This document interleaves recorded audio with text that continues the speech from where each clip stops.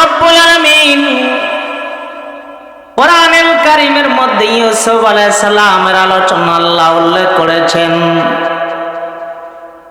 ইউসুফ নবীর আলোচনা দিয়ে আমাদেরকে আল্লাহ বোঝান, এই আলোচনা থেকে তোমরাও শিক্ষা গ্রহণ করবা ইউসুফের অবস্থা কেমন হয়েছিল। আল্লাহ তাআলা বলেন আলিফ লাম রা তিলকা আয়াতুন কিতাবিন মুবিন ইন্না আনজালনাহু কুরআনান আরাবিয়্যান লাআল্লাকুম তাকিলুন। আল্লাহ বলেন কোরআনকে আমি আরবি ভাষায় নাজিল করেছি, আরবি ভাষায় কোরআনকে আমি আল্লাহ অবতরণ করেছি। কারণ হলো নবী বললেন আমি আরবি ভাষাকে তিন দিক থেকে মহব্বত করি। আনা আরাবিয়ুন, আমি নবী আরবি, কোরআনুন আরাবিয়ুন, কোরআন হলো আরবি, আর জান্নাতের ভাষাও হবে আরবি। এখন প্রশ্ন, হুজুর আমরা তো বাংলাদেশের মানুষ, ওই সময় আরবি ভাষায় কেমনে কথা বলবো? সব কিছু শিখানোর মালিক কে? অটোমেটিক আমরা আরবিতেই জান্নাতে যেয়ে কথা বলবো। সুবহানাল্লাহ বলেন। আল্লাহ তাআলা নবীকে বোঝান এ কোরআন কার উপর নাযিল হয়েছে? আমাদের নবীজির উপরে। এই জন্য নবীকে বলেন নাহনু নাকুসসু আলাইকা আহসানাল কসাস বিমা আওহাইনা ইলাইকা হাযাল কোরআন। আপনাকে আমি সুন্দর একটা কিসসা, সুন্দর একটা ঘটনা আমি আল্লাহ আপনাকে উল্লেখ করতে চাই। ওয়া ইন কুনতা মিন ক্বাবলিহি লামিনাল গাফিলিন। এই আলোচনা সম্পর্কে আপনি কিছুই জানেন না, আপনি গাফিল ছিলেন, আপনি কিছুই জানতেন না। আমি আল্লাহ এই আলোচনা দিয়া আপনাকে আমি আল্লাহ শিখিয়ে দেই ইউসুফের আলোচনা। এরকম নবী বাস করিতেন কেনানে সবার চেয়ে ভালোবাসতেন ইউসুফকে। বলেন না, সবার চেয়ে ভালোবাসতেন ইউসুফকে, সবার চেয়ে ভালোবাসতেন ইউসুফকে। একদিন রাতেরে স্বপ্নে দেখে ইউসুফে চন্দ্র সূর্য সেজদা করে তাহাকে চন্দ্র সূর্য সেজদা করে তাহাকে। এরকম নবী মানা করলেন ইউসুফকে স্বপ্নের কথা বলিও না কাউকে, স্বপ্নের কথা বলিও না কাউকে। ছোট শিশু ইউসুফ না বুঝিয়া না শুনিয়া স্বপ্নের কথা বাইদের কাছে দিলেন বলিয়া, স্বপ্নের কথা বাইদের কাছে দিলেন বলিয়া।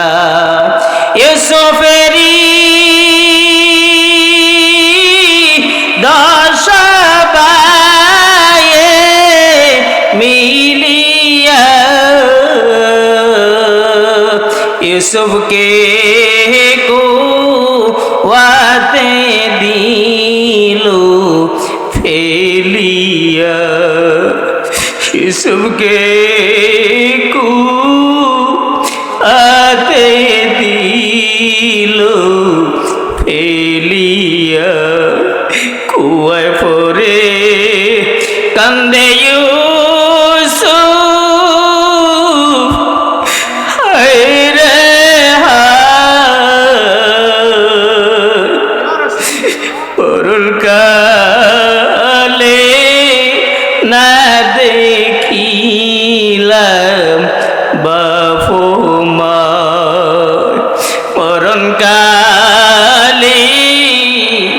না দেখিলাম বাপু মায়। ও আমার জাফরাবাদ এলাকার মুসলমান, আল্লাহ পাক রব্বুল আলামিন আমার নবীকে আল্লাহ তাআলা জানিয়ে দেন সুন্দর একটি কিসসা, সুন্দর একটি ঘটনা নবীকে আপনাকে আমি জানাইতে চাই। যেই ঘটনা সম্পর্কে আপনি কখনো জানেন না, তার সম্পর্কে গাফেল ছিলেন। ও নবী, আপনি এই ঘটনা শুনে নেন, তার থেকে শিক্ষা করেন। আমার নবী ইউসুফ কত কষ্টে দুনিয়ায় কেটেছিল। إذ قال يوسف لأبيه, হযরত ইউসুফ আলাইহিস সালাম আব্বা ইয়াকুব নবীর কাছে সবচেয়ে বড় আদরের সন্তান ছিলেন। ইয়াকুব আলাইহিস সালাম যেখানে যাইতেন ইউসুফকে সাথে নিয়ে যাইতেন রে বাবা। ইয়াকুব আলাইহিস সালাম যেখানে থাকতেন ইউসুফকে সঙ্গে করিয়ে থাকতেন। ইউসুফ নবী আব্বার কাছে এসে বলি, আব্বা সুন্দর একটি আজকে আজব আশ্চর্যজনিত একটি স্বপ্ন আমি দেখেছি। সুবহানাল্লাহ। ও আব্বা, এমন একটি স্বপ্ন আমি দেখেছি, আমার জীবনে আর কোনোদিন এমন স্বপ্ন দেখি নাই। কি দেখেছ? ইউসুফ বলো, কি দেখেছ? বাবা, আজকের রাত্রে স্বপ্নে দেখলাম আকাশ থেকে 11টি তারকা আইসা আমার পায়েকে নিচে আইসা সেজদা করলো। জোরে বলেন না আল্লাহু আকবার। আব্বা, আমি দেখলাম আকাশ থেকে গভীর রাত্রে 11টি তারকা পড়ে গেল, আইসা আমার পায়ের নিচে সেজদা করলো। শুধু তা না আব্বা গো, আমি দেখলাম আকাশের যে চন্দ্র দেখা যায়, সকাল বেলা যে সূর্য ওঠে, যে সূর্য দেখা যায়, সূর্য আর চন্দ্র আইসা দুই পায়ের মধ্যে, এক পায়ে চন্দ্র আর এক পায়ে সূর্য আইসা আমাকে সেজদা করা শুরু করলো। ও আব্বা, কি স্বপ্ন দেখলাম! ইয়াকুব নবী তো নবী, তিনি জানতে পারছেন আমার ইউসুফ ভবিষ্যতে নবী হবেন। আমার ইউসুফ সাধারণ কোনো মানুষ না, আমার ইউসুফ ভবিষ্যতে একজন জলিল কদর নবী হবে। ইউসুফকে জড়ায় ধরে, ইউসুফ আয় বাবা, আর বলল, ক্বালা ইয়া বুনাইয়া লা তুকসুস রুইয়াকা আলা ইখওয়াতিকা ফায়াকিদু লাকা কাইদা। ইউসুফ বাবা, তোকে জড়ায় আদরে একটা নসিহত করে দিলাম। আমি আব্বার কাছে বলছ, দুনিয়ার আর কারো কাছে তুমি প্রকাশ করবে না। স্বপ্নের কথা যা তা বয়ান করা যায় না। স্বপ্ন 3 ধরনের। বুখারী শরীফের 1ম খণ্ডের কিতাব কিতাবুল ওয়াহির মধ্যে আসছে স্বপ্ন কয় প্রকার, আরো জোরে বলতে হবে কয় প্রকার। সারাদিন মানুষ যা করে, যেই কর্ম করে, রাত্র হইলে এটো মানুষে দেখে, এটার নাম স্বপ্ন, হাদিসে নফস। 2 নম্বরে শয়তানের পক্ষ থেকে স্বপ্ন দেখায়। শয়তানের পক্ষ থেকে স্বপ্ন অনেক ধরনের খারাপই স্বপ্ন দেখায়, এমন আছে না নাই? 3 নম্বরে আল্লাহর পক্ষ থেকে স্বপ্ন দেখানো হয়। ওই স্বপ্নটা আল্লাহর পক্ষ থেকে সত্য স্বপ্ন দেখানো হয়। ওই স্বপ্নের ফলাফল মাওলা পাক মানুষকে ভালো কিছুর জন্য স্বপ্ন দেখায়। ইউসুফ নবীকে বললেন, এ আমার বৎস, ইয়া বুনাইয়া, হে আমার সন্তান ইউসুফ রে, বাবা তোকে অনেক ভালোবাসি, অনেক মহাব্বত করি। আমি আব্বার কাছে বলছো, আর কারো কাছে কিন্তু এই কথাটা বলবা না। সুবহানাল্লাহ বলি।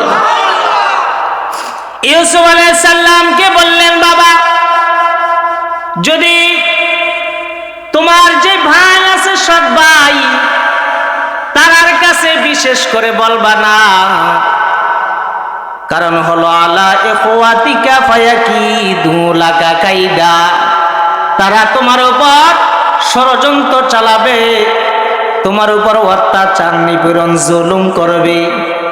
ও বাবা, সৎ ভাই সতে থাকে, আপনজন আপনে থাকে। ভাই আপন, রক্তের সম্পর্ক, ভাই ভাইয়ে থাকে। ভাই ভাই বিরোধিতার সম্পদ নিয়ে থাকতে পারে, ফ্যামিলিগত থাকতে পারে, কিন্তু আরেকজনের সাথে যখন লাগে, ভাই এক বাড়িতে বৈশা থাকে না, ঠিক না বেঠি? ভাই বড়দন, রক্তের বাদন, যদিও পৃথক হয় নারীর কারণ। ভাই ভাই সম্পর্ক থাকে, ফ্যামিলিগত যদি কোনো ধরনের অনবিচার হয়, এটা ওই চুলা যেই মহিলা আছে তার কারণে হয়। তার কারণে সব মহিলা যে খারাপ তা না। কি বলে? সবাই কি খারাপ? অনেক মহিলা আছে ভালো, অনেক কারণে মহিলা, তার কথাও শুনতে হয়। আল্লাহু আকবার। এ আমার বন্ধু, আমার মুরব্বি বাবা ইয়াকুব আলাইহিস সালাম সন্তানকে জড়িয়ে ধরে বললেন, বাবা ইউসুফ সাবধান, বিশেষ করে তোমার সৎ ভাই যে 10 জন আছে, ইয়াহুদা সহ। বড় ভাইয়ের নাম ইয়াহুদা, তাফসীরের মধ্যে আছে ইয়াহুদা সবচেয়ে বড় ব্রিটিশ ছিল। তাদের কাছে কখনো তুমি এই কথা বলবা না। ইউসুফ নবীকে যেই আদর করে, ছোট বাচ্চাদেরকে যারা আদর করে, তার কাছে সবই বলে, ঠিক না ব্যাঠি? ভাইল মারলে একটা চকলেট দিয়ে সব বইলা দেয়, কারণ হেরা ছোট মানুষ তো বোঝে না। ইয়াকুব আলাইহিস সালাম সাবধান করা সত্ত্বেও ইউসুফ নবী ভাইয়ারা যখন ভাই দিল, ইউসুফ নবী সব বলে দিল। ইউসুফ নবীর সৎ ভাইয়েরা ইউসুফ আলাইহিস সালামের কথা শুনে তারা এখন আর বসে থাকে নাই, ষড়যন্ত্র শুরু হয়ে গেছে। ইউসুফ আলাইহিস সালামের 10 ভাই সবাই জায়গায় বসে মিটিং করলো, কি করা যায়, কি করা যায়। ইউসুফ তো ভবিষ্যতে বড় কিছু একটা হবে, তারাও বুঝতে পারছে। সুবহানাল্লাহ বলেন। ভবিষ্যতে বড় কিছু হবে। কাফের মুশরিকরা জানে মুহাম্মদুর রাসূলুল্লাহ কথার মধ্যে এত জাদু, যেখানে যায় সেখানে ভক্ত হয়ে যায়। আল্লাহ। ইউসুফকে কি করা যায়? কেউ বলে শুলিতে চড়াইয়া দাও, কেউ বলে দেশান্তরি করে দূর করে দাও, কেউ বলে না ইউসুফকে আমরা একেবারে শেষ করে দিব, যাতে করে বাবা আর খুঁজে না পায়। কিন্তু বাবা যদি জানতে পারি, বাবার সম্পদ থেকে আমরা বঞ্চিত হয়ে যাব। এই জন্য কি বাহানা করা যায়, কি বাহানা করা যায়? সব ভাইরা যাইয়া বলো, আব্বা আমাদের ছোট ভাই ইউসুফকে আমরা অনেক মহব্বত করি, অনেক মহব্বত করি, ইউসুফকে আমরা অনেক ভালোবাসি গো আব্বা। কিন্তু আমরা যে বকরি চরানোর জন্য ওই মরুভূমির মধ্যে যাই, জঙ্গলায় যাই, যাইয়া অনেক হরেক রকমের ফল আমরা খাই, কিন্তু আমার ছোট ভাই ইউসুফকে কিছুই দেওয়ার আমাদের সুযোগ হয় না। ভালো নিয়ত না খারাপ নিয়ত? ও বাবা, ইউসুফের জন্য আমাদের মায়া লাগে, ইউসুফকে আমরা কিছুই দিতে পারি না। কি আব্বা, ইউসুফকে কি আমাদের সাথে আগামী দিন দিবেন না? বাবা, একটা দিনের জন্য দেন, ইউসুফকে আমরা ইচ্ছা মতো ফল খাওয়ামু। আসলে কি ফল? জোরে বলেন, কি ফল? ফল না জল খাওয়াইব, জল খাওয়াইয়া মারব, এটাই তাদের পরিকল্পনা। ইউসুফ আলাইহিস সালামের আব্বা ইয়াকুব আলাইহিস সালাম বারবার যখন রিকোয়েস্ট করে, সন্তানের আয়েশা রিকোয়েস্ট করে, তিনিও বললেন যাও, কিন্তু তোমাদের কথার মধ্যে আমি গ্রাণ পাই, আমার ইউসুফ মনে হয় আর থাকবে না। এ আমার মুরব্বী বাবা, গভীর মনোযোগ। ইউসুফ আলাইহিস সালামের 10 ভাই সবাই রিকোয়েস্ট করে, আব্বার কাছে যাইয়া বলার পরে আব্বা জান রাজি হয়ে গেল।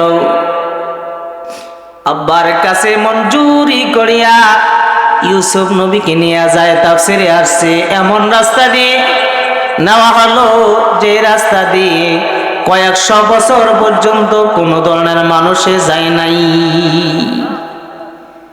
এমন একটি নিঝুম কূপের সামনে নেওয়া হলো। কূপের সামনে নিয়া ইউসুফ আলাইহিস সালামের হাত পাও যখন তারা বাঁধল, ইউসুফ নবীকে দে বলে, ভাই তোদের সাথে কোনো ধরনের অন্যায় তো আমি করি নাই, কেন আমার হাত পাওগুলো বাল্লা? বলে তো কি আমরা কূপের মধ্যে ফালাইয়া একেবারে শেষ করে দেব? ইউসুফ আলাইহিস সালাম কান্দে, ও ভাই আমার কি অন্যায়, কি অপরাধ? কোনো অপরাধ নাই, আব্বা তোরে অনেক মহাব্বত করে, আর তোরে আমরা রাখবো না। আব্বা অনেক মহাব্বত করি, আর তোকে আমরা দুনিয়ায় রাখবো না, একেবারে শেষ করে ফেলবো।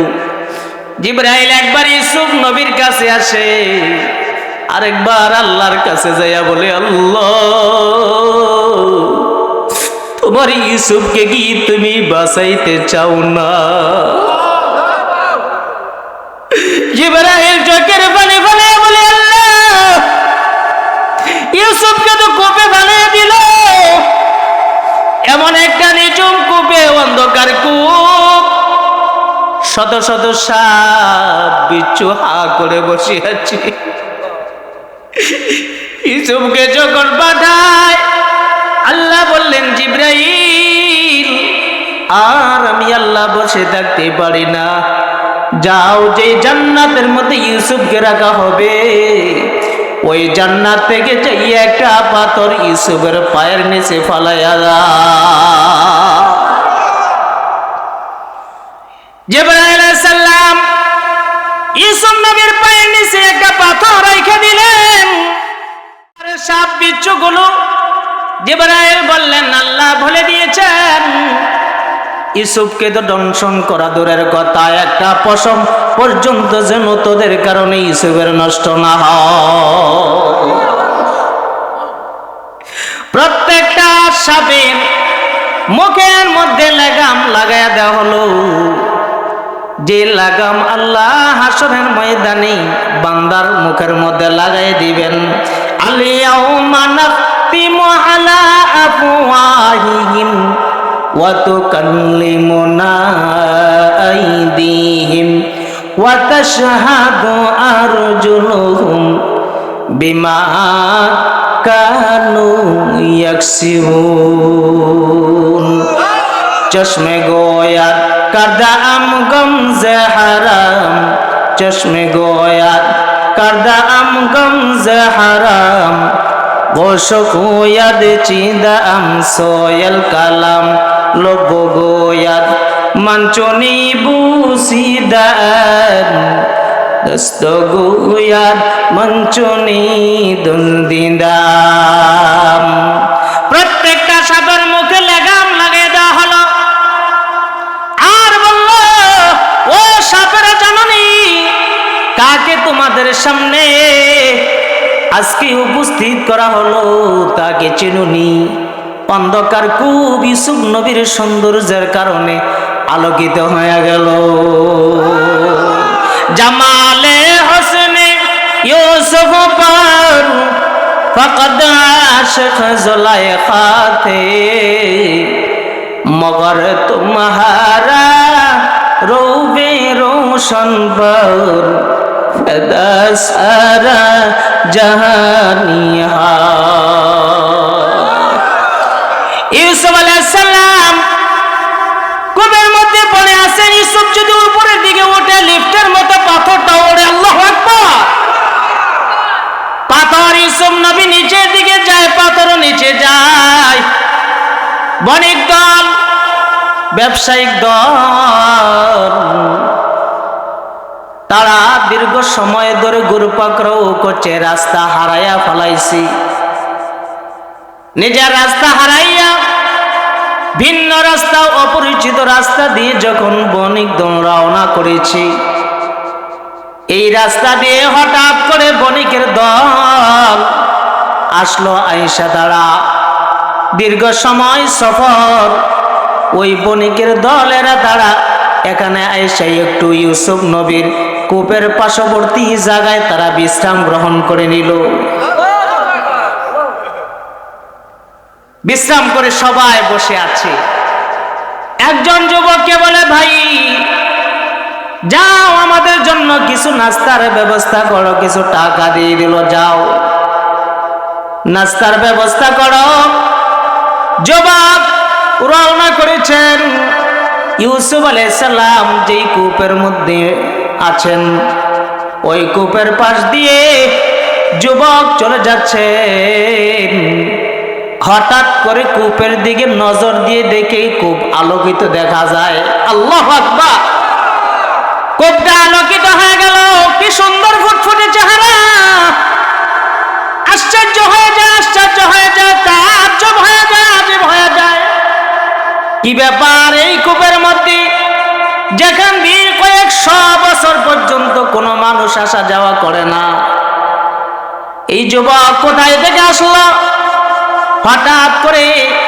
যুবকের চেহারা দিকে তাকাইয়া বলে বলো কিভাবে তুমি কূপের মধ্যে আসলা পরিচয় কি তোমার নাম কি তোমার আব্বার নাম কি জায়গা কোন জায়গায় ঠাস ঠাস করে ইউসুফ আলাইহিস সালাম তিনি আর ঠিকানা বলে দিলেন আমার বাড়ি কেনান শহরে আমার আব্বার নাম হলো ইয়াকুব নবী আমার নাম হলো ইউসুফ আমার 10 ভাই ষড়যন্ত্র করিয়া আমাকে কূপে নিক্ষেপ করেছে কিন্তু আজকে দীর্ঘদিন ধরে কূপের মধ্যে আছি খাওয়া দাওয়া নাই আল্লাহর রহমত হয়ে আমি বেঁচে আছি ও আমার ভাই ইউসুফ আলাইহিস সালাম ওই যুবকের সাথে কথা বলে যুবক বলে আর খাবার নেব না আর বণিক দলের কাছে যাব না সুন্দর একটা ফুটফুটে বাচ্চা পাইলাম আজকে ওই সময় গোলাম বান্দি বেচা কিনেছিল গোলাম সুন্দর একটা গোলাম পাইলাম আজকে আমি বিক্রি করে ফেলাম মিশরের বাজারে সরাসরি নিয়ে যায় ওই বণিক দল অপেক্ষা আছে নাস্তা কোথায় বণিক দল অপেক্ষা আছে যুবক সংবাদ পাঠায় আমি একটা বালক পাইছি খাবার কি খামু তার চেহারার দিকে তাকাইলে খাবার নিবারণ হয়ে যায় এত সুন্দর ফুটফুটে চেহারা আমার জীবনে কোনোদিন এত সুন্দর কাউকে দেখি নাই আমি তার জন্য আশিক হয়ে গেলাম তার জন্য দেওয়ানা হয়ে গেলাম পাগল হয়ে গেলাম কিন্তু লোভের কারণে আর সহ্য করতে পারছি না যুবককে আমি মিশরের বাজারে উঠামো, কাউকে তোমরা আর দিব না। মিশরের বাজারে ইউসুফ নবীকে উঠানো হয়। বাজারে উঠাইতে দেরি, চতুর্দিকের মানুষ জমায়েত হইতে দেরি নাই। মিশরের বাজারে সুন্দর একটা বালক আজকে উঠছে। সুন্দর একটা চেহারার বালক দেখা যায়। এমন সুন্দর চেহারা কাউকে দেখা যায় না। এত মহিলার সন্তান হইল। মিশরের এত সুন্দর সুন্দর মানুষ, কিন্তু ইউসুফের মতো এত সুন্দর কাউকে দেখি না। আমার নবী এত সুন্দর ছিলেন। আমার নবী সুন্দর, এত সুন্দর। আল্লাহ সৌন্দর্যকে 100 ভাগে ভাগ করেছেন। 100 ভাগের 99 ভাগ সৌন্দর্য আমার আল্লাহর কাছে রেখে রাখছেন। আরো জোরে বলেন সুবহানাল্লাহ। দেখেন আল্লাহ কেমন সুন্দর। আল্লাহর কাছে 100 ভাগের 99 ভাগ সৌন্দর্য প্রাথমিক আল্লাহ রাখছেন। আর আছে কয় ভাগ? 1 ভাগকে আবার 100 ভাগ করে 99 ভাগ সৌন্দর্য আমার নবীকে আল্লাহ তাআলা দান করেছেন। আরো আছে কয় ভাগ?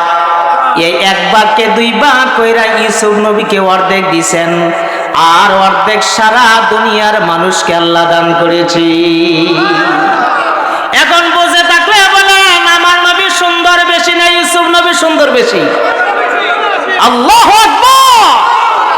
আমার নবী এত সুন্দর, কিন্তু ইউসুফ নবীর সুন্দর দেখা মানুষ পাগল। ও ভাই সামনে আসছেন, ভালো করে গভীর মনোযোগ। ইউসুফ আলাইহিস সালামকে মিশরের বাজারে ওঠানো হলো। দাম ওঠায় যারা মাছ বাজারে গিয়েছেন, সকালবেলা আড়তদারি যখন হয়, ডাক ওঠায়। যেই ব্যবসায়ী বেশি ডাক ওঠাইতে পারে তাকে মাছ দেওয়া হয়। ইউসুফ আলাইহিস সালামের ডাক ওঠানো হলো। মিশরের মন্ত্রী এমপি সবাই উপস্থিত, যত পয়সাওয়ালা সবাই উপস্থিত। এমন সুন্দর একটা বালক আজকে মিশরের বাজারে উঠছে। কিন্তু আজিজে মিশর দেখা মাত্রই আস্তে আস্তে দাম বাড়ানো শুরু করলো। ইউসুফ নবীর দাম এত বাড়লো, ইউসুফের ওজন যেমন, স্বর্ণ দিয়া তার দাম হবে তেমন। আরো জোরে বলেন না সুবহানাল্লাহ। স্বর্ণ দিয়া ইউসুফের টাকা পয়সা দিয়ে 1 পাল্লা রাখা হবে, আর 1 পাল্লা ইউসুফকে রাখা হবে। 1 পাল্লায় স্বর্ণ রাখা হবে, আর 1 পাল্লায় ইউসুফকে রাখা হবে। মিশরের আস্তে আস্তে সব পয়সাওয়ালা দূর হয়ে যায়। কেউ পারে না। আজিজে মিশর রাজি হইয়া দাম বাড়িয়ে নিয়ে গেল। নিয়া যখন তার বিবির সামনে উপস্থিত করে, বিবির নাম হলো জুলাইখা। আল্লাহু আকবার। বিবির নাম জুলাইখা। বিবি দেখে চিনতে পারছেন, আমার যেই দিন থেকে আমি যৌবনে পদার্পণ হলাম, আজ যে মিশরের বিবি কারো কাছে বলে না, স্বামীর কাছে বলে না। বিবি মনে মনে ইউসুফের দিকে তাকাইয়া ভাবে, যেই দিন যৌবনে আমি পদার্পণ হয়েছি, যে যুবকটাকে আমি স্বপ্নে দেখেছিলাম, আমার কাঙ্ক্ষিত ওই যুবক আজকে আমি পাইয়া ফেলাইলাম। আজ যে মিশরের বিবির সাথে তার সংগ্রাম হয় নাই, ভালোবাসা হয় নাই, ওই আজিজে মিশরকে আল্লাহ হতভম্ব বানিয়ে দিয়েছেন। ইউসুফ নবীর সাথে জুলাইখার বিয়া হবে দুনিয়ায় না, জান্নাতের মধ্যে হবে। আল্লাহু আকবার। ইউসুফ আলাইহিস সালামের বিবি জুলাইখা হবে। জুলাইখা তো আজিজে মিশরের বিবি সাময়িকের জন্য, এই জন্য স্বামীর সাথে কোনো সঙ্গম হয় নাই। তার স্বামীকে আল্লাহ হতভম্ব বানিয়ে দিয়েছে। জুলাইখা প্রতিদিন ইউসুফকে এত সুন্দর করে গোসল দেয়, ইউসুফকে আজিজে মিশরের আগে আগে খাবার দেয়, জানে ভবিষ্যতে আমার কাঙ্ক্ষিত মেহমান এটাই হবে। আমি পাইয়া ফেলাইছি সব ইউসুফের জন্য আগে আগে রেডি। যত খেদমত লাগে সব ইউসুফের জন্য প্রস্তুত। প্রতিদিন ইউসুফের দিকে তাকায়, যৌবনের কারণে আর সহ্য করতে পারে না। হঠাৎ করে ইউসুফের কাছে প্রস্তাব দেয়, এই ইউসুফ, যদিও তুমি আমার স্বামীর কিনা গোলাম, কিন্তু তোমার ভালোবাসায় এত মুগ্ধ হয়েছি, আমি আর জায়গায় থাকতে পারছি না। এই ইউসুফ, তোমার জন্য এত আশেক হয়ে গেলাম, আর আমি ধৈর্য ধারণ করে থাকতে পারছি না।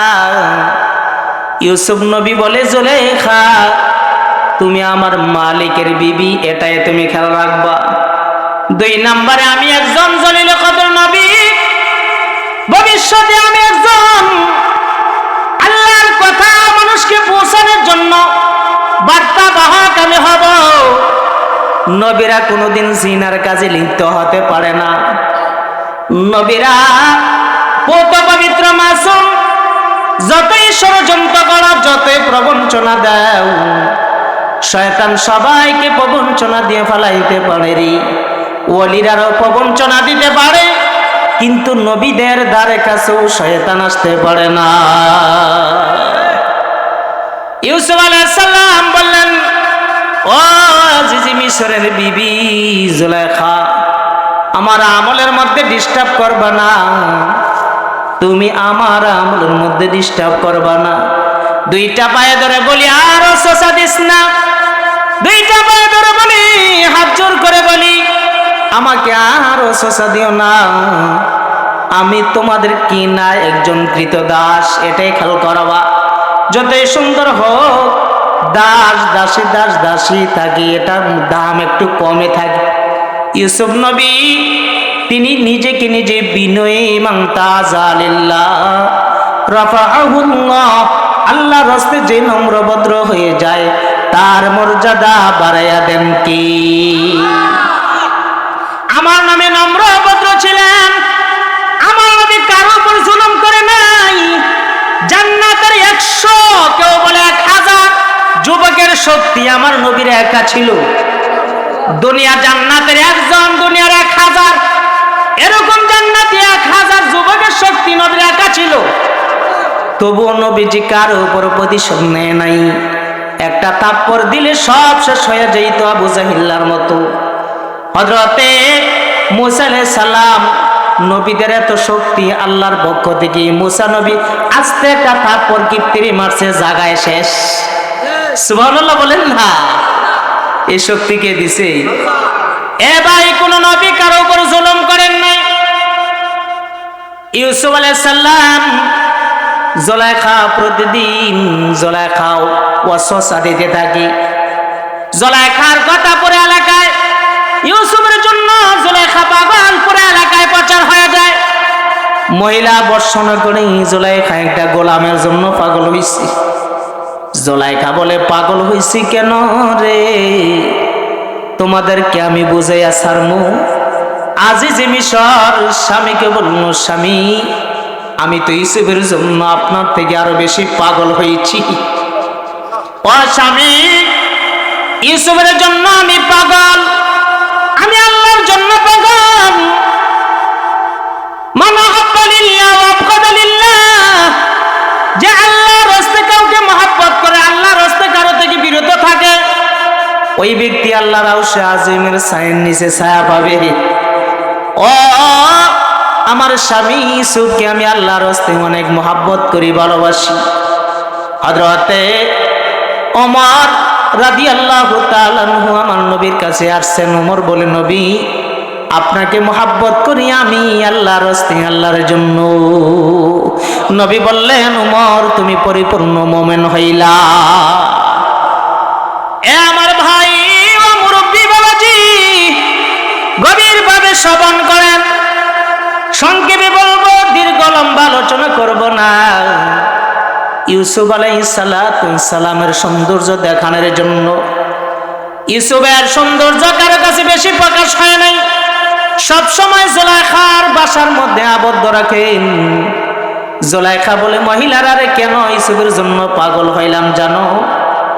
স্বামীর কাছে বলল, স্বামী, এই মিশরের যত মহিলা আছে সবাইকে এক বেলার জন্য আপনি দাওয়াত করেন। সুবহানাল্লাহ বলেন। এক বেলার জন্য সব মহিলাদেরকে আপনি জমায়েত করেন, দাওয়াত করেন, আমার রিকোয়েস্ট, আমার আবদার। আজিজে মিশর এলাকার সব মহিলাদেরকে একত্রিত করলেন। বিশাল সম্মেলন, সব মহিলারা একত্রিত হয়ে গেল, একসাথে হলো। বললেন সবার হাতে একটা আপেল ফল দেন। সবার হাতে একটা ফল দেওয়া হলো। সবার হাতে একটা করে আপনি ছুরি দেন, কেচি দেন। সবার হাতে দেওয়া হলো। আজিজে মিশর বললেন, আমি যতক্ষণ না বলি তার আগ পর্যন্ত তোমরা কাটা শুরু করবা না। প্রত্যেকের হাতে ফল দেওয়া হলো। ফল নিয়ে সবাই উপস্থিত। ইউসুফকে পর্দার আড়ালে রাখা হলো। পর্দার আড়াল থেকে ইউসুফকে প্রকাশ করা হয়। সব মহিলারা ইউসুফ আলাইহিস সালামের সৌন্দর্যের দিকে তাকিয়ে আছেন। সবাই তাকিয়ে আছে। আজিজে মিশর বলল, এখন ফল কাটা শুরু করো। সবাই ফল কাটে আর তাকিয়ে আছে ইউসুফ নবীর দিকে। ইউসুফের সৌন্দর্যের দিকে তাকায়, আর কোনো দিকে তারা তাকায় না। এত সুন্দর, এত সুন্দর, কারো দিকে তাকায় না, ইউসুফের দিকে তাকায় আর ফল কাটতেছেন। হঠাৎ করে আজিজে মিশর ইউসুফ আলাইহিস সালামকে পর্দার ভিতরে নিয়ে যায়। নিতে দেরি সব মহিলার হাতের দিকে তাকায়া দেখি প্রত্যেকের হাতের 4টা করে আঙ্গুল, একটাও আর নাই। সবাই বলল, আজিজে মিশরের বিবি জুলাইখা, এতদিনে বুঝতে পারছি কেন ইউসুফের জন্য পাগল। আমরাও পাগল হয়ে গেলাম। আল্লাহু আকবার, আমরাও পাগল হয়ে গেলাম। ইউসুফ এত সুন্দর, আগে জানতাম না। তুমি কেমন পাগল হইলা? কয়েক মিনিটের জন্য আমরা দেখলাম, কয়েক মিনিটের জন্য দেখি আমরা পাগল হয়ে গেলাম। তুমি কয়েক বছর পর্যন্ত ইউসুফকে প্রতিদিন দেখতেছো, কেন পাগল হইবা না? आशिकों से क्या मजा है, माशिकों से पूछियो, शाख गुल में क्या मजा है, बुलबुली से पूछियो, शाख गुल में क्या मजा है, बुलबुली से पूछियो। এখন জুলাইখা প্রতিদিন প্রবঞ্চনা দেয় ইউসুফকে। আজকে আজিজে মিশর বাসায় নাই। জুলাইখা পরিকল্পনা করলো ইউসুফকে একটা জায়গায় রাখবো, 7টা তালা আবদ্ধ করে 7টা রুমের পরেই ইউসুফ নবীকে এমন একটা জায়গায় আটকাইলো, যেখানে যাইয়া তাফসীরের মধ্যে আসছে জুলাইখা তার শরীরের যত কাপড় আছে সব খুইলা ওপেন হয়ে গেল। জুলাইখা ইউসুফ নবীর আশিক হইয়া পুরা নিজের যত সৌন্দর্য সব ওপেন করে দেয়। ইউসুফ চোখে হাত দিয়ে বলে, আল্লাহ আজকের দিনে তুমি আমাকে বাঁচাইবারে। আল্লাহ বাঁচানোর মালিক জোরে কোন কে? सारे दुनिया हो मुखालिफ, कुछ नहीं नुकसान नहीं, गम नहीं है डर नहीं है, जब रहमत रहमान है, गम नहीं है डर नहीं है, जब रहमत रहमान है। यूसुफ अलैहिस सालाम আল্লাহর কাছে 2টা নয়ন ছেড়ে দিয়ে কান্দে, আল্লাহ তুমি সারা জুলাইখার হাত থেকে আমাকে আর কেউ বাঁচিয়ে রাখতে পারবে না। ইউসুফের কাছে যায়, ইউসুফ দৌড়াদৌড়ি করে দরজার সামনে যাইয়া ইউসুফ নবী আল্লাহর উপর তাওয়াক্কুল করে দরজার আঘাত করতে দেরি, দরজার তালা ঠাস ঠাস করে 7টা দরজার তালা ভাঙতে আর দেরি হয়ে নাই। কুদরতি ভাবে তালাগুলো ভেঙে যায়, ঠাস ঠাস করে ভেঙে যায়। এক একটা দরজার সামনে যা তালা ভেঙে যায়, কুদরতি ভাবে সব ওপেন হয়ে গেল। দরজা খুলে গেল, ইউসুফ আলাইহিস সালাম বের হয়ে গেলেন। শেষ পর্যায়ে দরজা যখন ঠাস করে আওয়াজ হয়ে ইউসুফ নবী বাইরে হয়ে এলেন।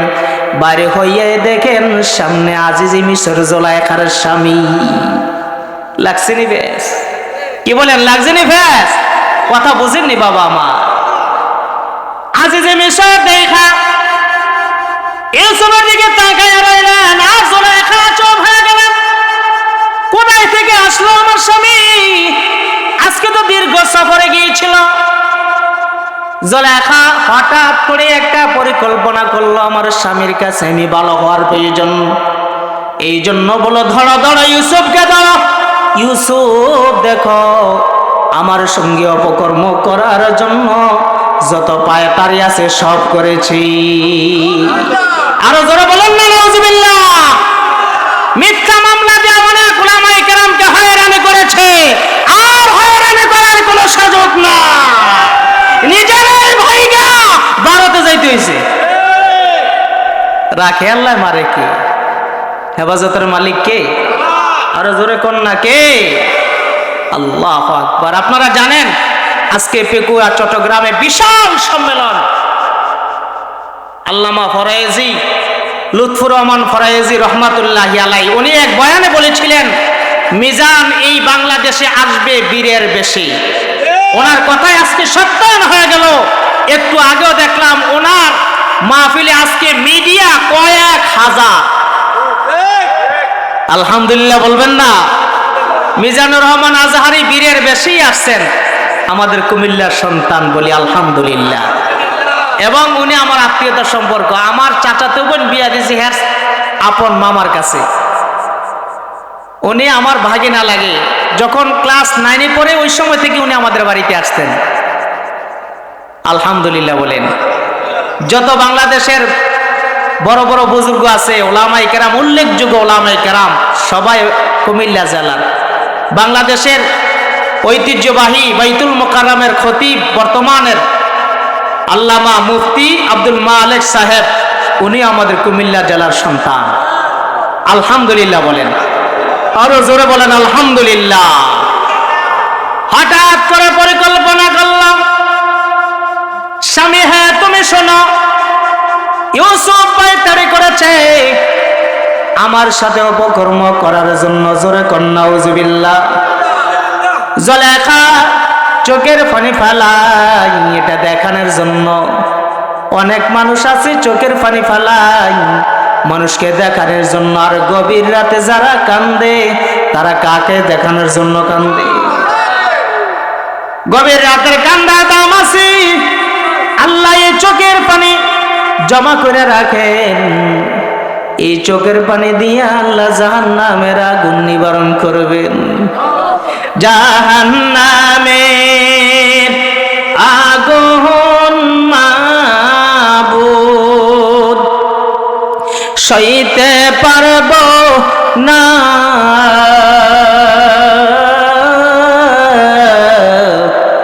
দুনিয়াতে নাও সাজাইয়া আখেরে কাঁদাইও না।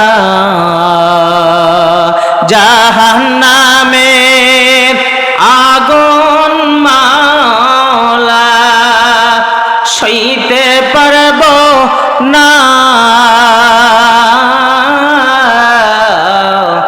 দুনিয়াতে নাও সাজাইয়া আখেরে কাঁদাইও না। বলে আমিন। আল্লাহ দুনিয়াও তুমি সুন্দর করো, আখিরাতও সুন্দর করো। আরো জোরে বলেন না আমিন। আমার ভাই, আমার বন্ধুরা, জুলেখা বলল ইউসুফের জন্য একটা সিদ্ধান্ত নাও। কি করা যায় ইউসুফের সম্পর্কে একটা সিদ্ধান্ত নাও। আজিজি মিসর বলল কি করা? ইউসুফকে আমরা জেলখানার মধ্যে 12 বছরের জন্য ঢুকিয়ে দেব, তাহলে আর বাইরে থেকে কোনো ধরনের কিছু করতে পারবে না। ঠিক না ব্যাঠি? ইউসুফ আলাইহিস সালাম অপরাধী না নিরপরাধী? ইউসুফ নবীর কোনো দোষ আছে? কোনো দোষ নাই। একটাই দোষ, ইউসুফ ভালো একজন সন্তান, ভালো একজন মানুষ। এটাই ইউসুফ নবীর দোষ। ইউসুফ আলাইহিস সালামকে জেলখানার মধ্যে আটক করে রাখলো।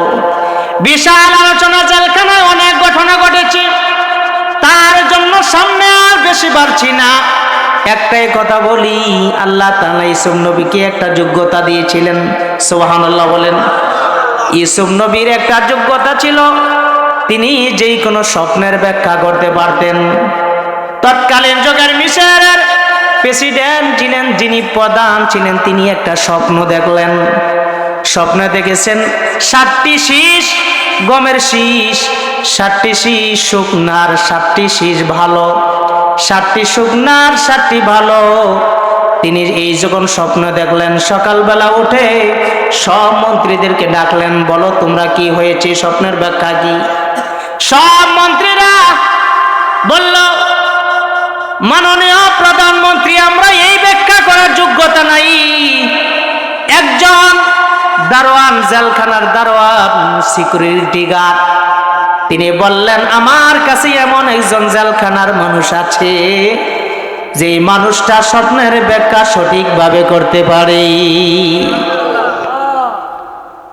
আমার কাছে একটা লোক আছে জেলখানায়, প্রতিদিন দেখি জেলখানার লোকদেরকে কিছু কিছু কি জানি শিখায়, আর যে যে স্বপ্ন দেখে স্বপ্নের ব্যাখ্যা তিনি করতে পারেন। সুবহানাল্লাহ বলেন।